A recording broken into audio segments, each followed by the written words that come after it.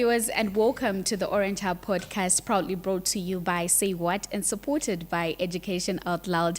My beautiful name is Panashe Shibata-Moto, popularly known as the Dynamite, and it's always a pleasure when I get to be on your screens and we discuss issues that are affecting us globally and within the region, cascading into our nation that is in Zimbabwe. And this year, remember, we are commemorating the Global Action Week on Education, running under the theme Education Saves Lives, Protect Education in Emergencies. And today we're going to be unpacking the role of natural disasters, how it affects education. Remember on the last podcast, we talked about how the El Nino-induced drought affects education. But today it's not only about drought, but we're going to be talking more about natural disasters in general and how they affect our education system. So I'm not alone. I don't like hanging out alone. So today I'm joined by a gentleman in the house, and we always have people that so informed, they are well-versed in the subject that we'll be discussing. So I have somebody that's like a whole bank of information in his head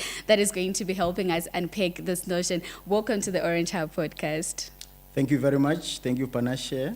All right. So I'm going to give you this opportunity to introduce yourself to the audience, to the people that are looking at you right now. So you tell them your name, what you do, and just to make it a bit fun. I know this is a bit technical, but just to make it a bit fun, I want you to tell the young people that are looking at you, what are you well known for? Thanks very much, Panashe. My name is Elvis Chitsungo, and I'm an educationist, but I'm currently working for Education Coalition of Zimbabwe as the executive director for the coalition. So I started the journey in 2023 with Education Coalition of Zimbabwe till today. 2023, okay, all right. So were you involved in education advocacy before joining the Education Coalition of Zimbabwe? Yes, precisely. I was actually working for a well-known, organization called Higher Life Foundation for 15 years. Okay. And I was actually in charge of the education sector and responsible and, of course, taking care of operations in Zimbabwe, South Africa, Eswatini, and we had also programs in the UK as well as, America. Okay. So my work actually involved, taking care of the students across the board and, of course, making sure that, they are in school and we paying their fees and taking care of them in terms of mentorship programs. Yes. And I would always want to emphasize this. Education is the cornerstone of human liberation. And when you've educated a person, you've educated a nation at large. And I love the fact that you did not only do it in Zimbabwe, but you went beyond borders in the region and globally to advocate for education. So back to the role of ECOS in terms of education advocacy. Can you explain to us the role that you are taking in terms of education advocacy? Thanks very much. Let me start off by saying Education Coalition of Zimbabwe started in 2009. Okay. And I was literally how many years old? I think 8 years old. Yeah, so we are a non-partisan, a network comprising of non-governmental organizations, teachers' union, faith and community-based organizations, civil society, just to mention a few. Okay. And our major mandate is to drive access to quality, inclusive and equitable education for all. So in other words, we are actually looking at Sustainable Development Goal number 4, which talks about quality education. And at the same time also looking at SDG 5, that looks at, gender equality and inclusion. Okay. Yes. So in all the work that you're doing, as ECOS in terms of education advocacy. So probably just from your own point of view, why do you think this advocacy initiatives are very important in this modern day generation? Yeah, really, in terms of education advocacy under ECOS, this is very important because it actually makes us or gives us an opportunity to do policy engagements as well as reforms, which is very critical because we have to align with, the sustainable development goals that we have. If we are to look at 2030 as, the end game of the SDGs, so it means we just have to make sure that the policies that we're driving are actually aligned to the SDG 4 and 5 respectively. And we also make sure that, we need to drive the aspect of inclusive education for all. None of our learners that are supposed to be in school should be left behind. So we need to make sure that as we do the advocacy, we are driving, the education for all those that are supposed to be in school. And at the same time, we're also looking at international, collaborations that we do. As we do the education advocacy, we just need to make sure that we also collaborate with, other organizations outside Zimbabwe. And I'm happy to say, as Education Coalition of Zimbabwe, we are a member of the Global Campaign for Education, GCE, which is a civil society movement across the globe.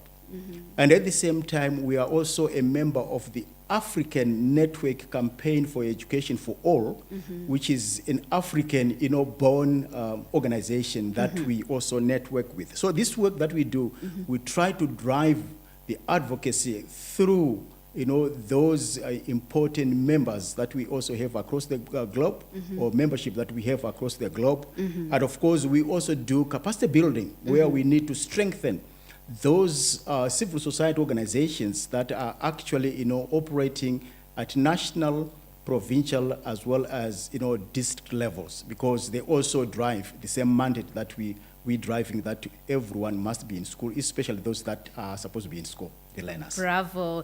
I loved it when you said for all, because most of the times it's taken for granted, that for all aspect. And it's very important that we have inclusive education. And we want to get more into the flesh of our discussion, where we are talking about protecting education in emergencies. So let's talk about real impact. What happens when we have natural disasters occurring?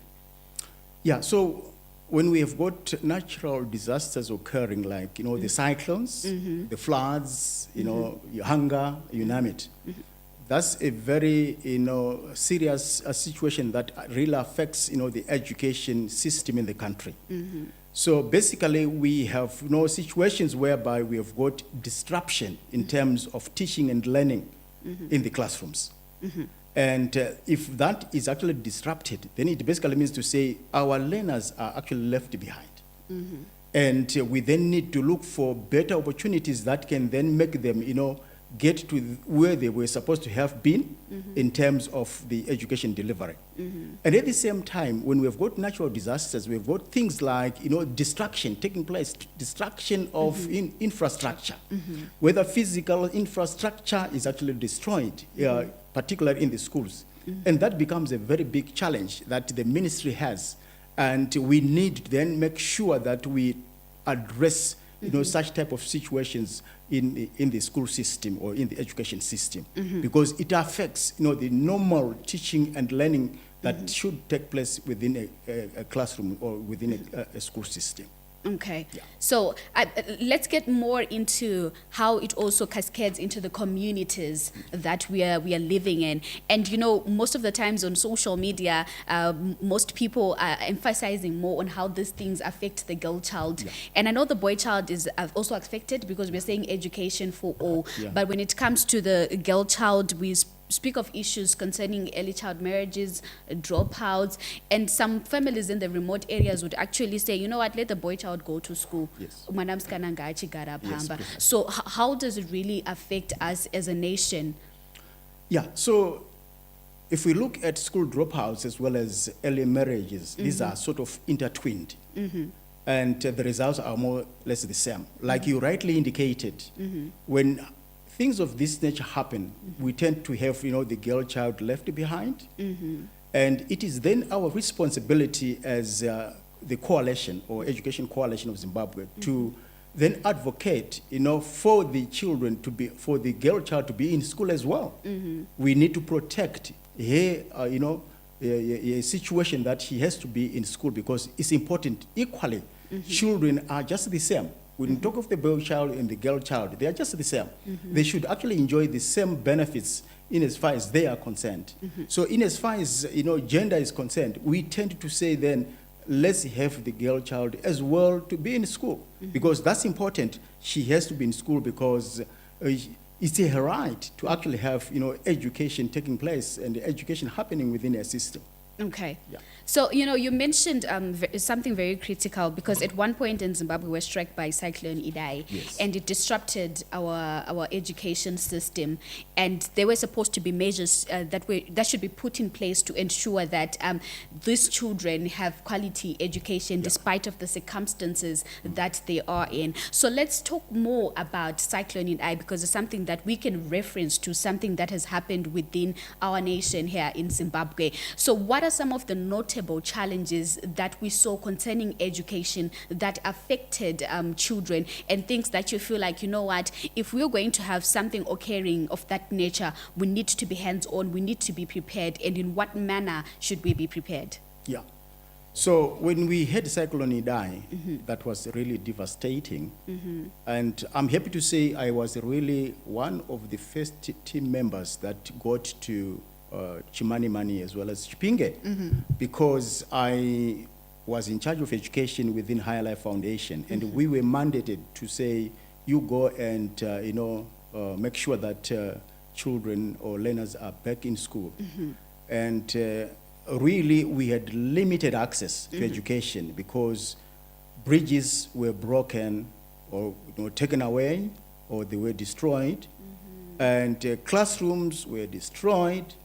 And with that particular, situation, we had to make sure that, partners in education come in terms of, support to, the learners within the respective, districts that I have mentioned earlier on.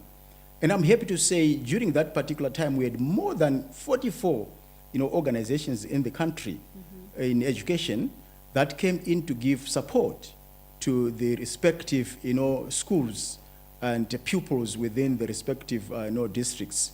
And we had situations where organizations like Higher Life Foundation, Campaign for Female Education, Fawezi, they were really on the ground giving the necessary support, and some of it of course to do with psychosocial support, because when that situation happens, it means it really affects individuals, and they need psychosocial support, and that was also put in place in order for the people or the learners to go back to school. And not only that, we had supplies of different materials, books, textbooks, uniforms, paying of school fees, you name it. And when things of this nature really happens, it basically means to say we have to get into the area as quickly as possible and offer the necessary support, because what we don't want at the end is a situation whereby there is disruption in terms of teaching and learning. Yeah. So amidst this, it often comes with so much havoc and confusion, and people do not know what to do. So did you face any form of resistance, even from the communities, in trying to come up with solutions to ensure that, there is education provided for children? Yes, precisely. You are very right, Panashe. When things of that nature happens, people are sort of, closed in. They want to keep the situation to themselves. They want to, say what it is as it is on the ground. And we had resistance in terms of that, but obviously engaging with ministry officials, we were in a position to get in and be part of the community and offer the necessary support, because that situation was really bad. It washed away a number of families, and some of the families actually were left as single individuals. Learners at schools, some were in boarding schools, and those who were in boarding schools, those that were not affected, perhaps one or two were left as a family, as an individual in a family. The parents, the mother and father and the other siblings are really gone, and things like that. So people were closing in terms of divulging information pertaining to that, and we had to come in and really give the necessary support. I've spoken about psychosocial support, which is a very critical aspect. You know, when somebody is closed in, doesn't want to, you know, sort of release information, emotions, because he or she is emotionally shy, you know, disturbed. We have to find a way in order for us to, you know, get the inside information that we need to have. Okay, and I love the fact that we are referencing to Cyclone Idai because it's something that everybody can relate to, and we can also talk about the droughts that we are facing here in Zimbabwe and how it's affecting education. We can talk about even COVID-19, how it came as a shock to the people, and you know there was these lockdowns and we didn't have to go to school. I remember by that time I was in university, we didn't have to go to school because of the COVID-19. And what does it mean to us as a nation? Do we have mechanisms in place that are going to help us when we have such natural disasters occurring? What mechanisms do we have in place? How are we going to go about it? We didn't plan it, but it just happened. So what are we going to do? So it's very important that we continue to have this discussion so that we proffer solutions and ideas on what we can do. So I understand that GAWE commemorations include physical commemorations in Manicaland. And I'd like to know what you are doing as civil society organizations in terms of dialogues and exhibitions. What is going to be happening? Wonderful. Global Action Week for Education is coming next week. In fact, it was actually celebrated, the launch, not celebration as such, but the launch actually happened in April, end of April. And because of the situation that our schools were closed, we could not, you know, commemorate the day. So it's actually coming up next week on the 30th of May. That's when we are going to be, you know, commemorating GAWE. And this is going to happen at Rutsate Primary School, Manicaland province. And a lot is really happening in terms of the preparations where we are coming in as partners. So what we're doing is we are, you know, calling in our membership, our partners in education, because we have got 72 partners in education in this country. And we getting to each and every partner to also join us on this particular big event, because it's an event that is actually commemorated internationally, every year. And a lot of things are really happening in terms of you know, the preparations. For instance, we have been to the school we have been to the school, and we are doing advocacy work in terms of, you know, uplifting these standards at the particular school, because it has got some shortages here and there in terms of teaching and learning materials, in terms of, you know, infrastructure. So we are trying to put everything in place to make sure that, you know, by the end of the day, the school have actually benefited. And we are really advocating for partners in education to come in and join us and be in a position to bring whatever they have in order for us to support the school. Whether it's teaching and learning materials to do with textbooks, or to do with you know, writing exercise books, you know, stationery, furniture, and so forth. We are all doing the best that we can in order for us to have all those things put in place. And our guest of honor for this important event is, you know, Honorable Minister of Education, of Primary and Secondary Education, Dr. Torerai Moyo is going to be the guest of honor. So lots of advocacy work is going to really happen, and we are also having exhibitions taking place at the place. You know, organizations you know, showcasing the work that they're currently doing in terms of education. And we feel this is very important because the public has to know, the society, the communities have to know that in the event of any hardships, there is also a partner who is also there for them to assist them. Like, you know, the issue, I can give examples of, you know, organizations that are coming in, Fawezi, Campaign for Female Education, you know, World Vision Zimbabwe, Plan International, all those organizations are going to be there and offering support in terms of the important day. Okay, and I'm really into the fact that you decided to go deep within the communities, and it's something that we need to applaud. And moving on with our conversation, I mean, we touched on how it affects the girl child, a bit on that. So we want to get on how this how this is gender responsive, we can create a gender responsive approach to education in emergencies. So we are not only talking about the girl child, we are also talking about the boy child, Yes. on how best we can then integrate both into ensure that they are protected in emergencies. Yeah. So the situation in us as a coalition is that we need to make sure that we protect both. Not really looking at the boy child, as in some instances people talk of, let's have the boy child left behind and so forth. But we are saying let's embrace all. And obviously we have to protect, the most vulnerable children or learners in terms of, early marriages, in terms of school dropout. Because when we have got a drought, for instance, or a conflict, or even floods and so forth, it means, the girl child is sort of, left behind. And what we're saying here is that let's advocate for the protection of the vulnerable, children or learners in the school, both the boy and the girl child. And we are also advocating that we need to have promotion or of promotion of equal access to education.